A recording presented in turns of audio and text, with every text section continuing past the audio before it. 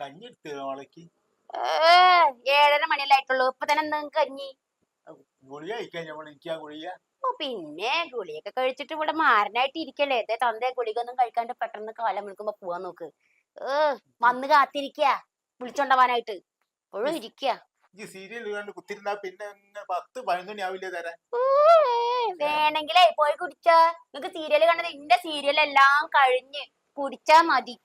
ഓ എന്റെ കെട്ടിയോനെ ഇവിടെ T V മേടിച്ചിരിക്കണത് ഇവിടുത്തെ കേബിൾ ബില്ല് അടക്കണതൊക്കെ ഇക്ക് സീരിയല് കാണാൻ വേണ്ടിട്ടാ. അതുകൊണ്ട് നിങ്ങൾക്ക് ഉച്ചരിക്കാനായിട്ട് നാണകൊട്ട തന്നേ. വേണമെങ്കിൽ പോയി കുടിച്ചാൽ ഇക്ക് മനസ്സിൽ നിങ്ങൾക്ക് എടുത്തരാൻ. ഓ വേണ്ട നിങ്ങൾക്ക് ഞാൻ കുറച്ച് വിഷം എടുത്തരാ മതിയാ.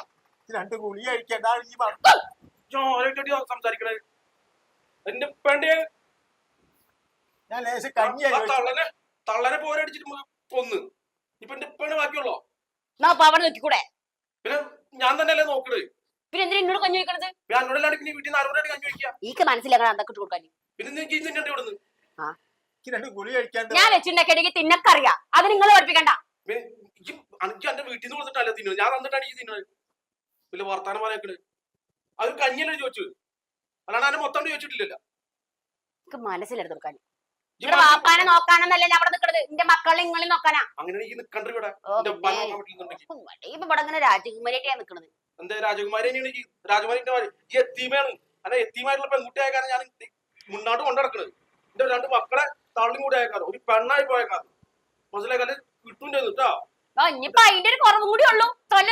തല്ലൂടി എന്റെ ഒരു വർത്താനം ആളെ ദേഷ്യം പിടിപ്പിക്കാൻ ഇരുന്നിട്ടേ. അല്ലെ തന്നെ 100 കൂട്ടം പ്രഷർ കയറിയിട്ട് നടക്കണത്.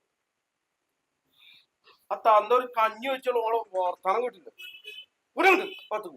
കിട്ടാനാ നിങ്ങളുടെ പക്ക കഴിഞ്ഞൊക്കെ പ്രാന്തില്ല. പണിക്ക് പോയി എടുത്തോർത്തോ.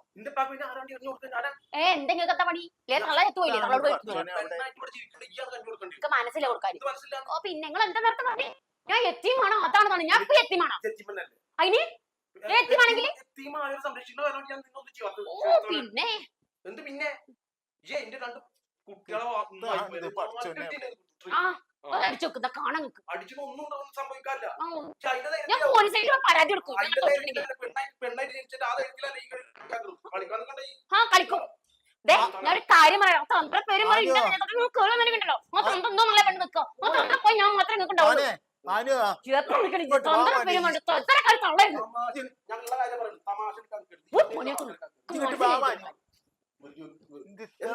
പെണ്ണുങ്ങളെ കയറി അടിക്കുമ്പോ റസൂല് പറഞ്ഞ എന്താ അറിയോ? പെണ്ണുങ്ങൾ തൊടരുത്, അടിക്കരുത്. ഇത് മനസ്സിലാക്ക്. ഞാൻ ലേശം അത് സാരി വിട്ടാളെ ഈ തന്നെ അപ്പഴേ ഇതാക്കണം. വിട്ടാളെ മനസ്സമ്മതനായില്ലേ? അത് കൂടി എന്നെ പറഞ്ഞേക്കാനും തലൊടിപ്പിക്കാൻ അത്രയും കാലം തള്ളായിരുന്നു. ഇപ്പൊ തന്തയായി. ലേശം കഞ്ഞിന്റെ കാര്യത്തിന് അപ്പൊ ഈ ഇതൊക്കെ ഉണ്ടാക്കിയത് കേട്ടാ. നന്നാവില്ല പറഞ്ഞിട്ട് കാര്യമില്ല. ഞാൻ ചീണ്ട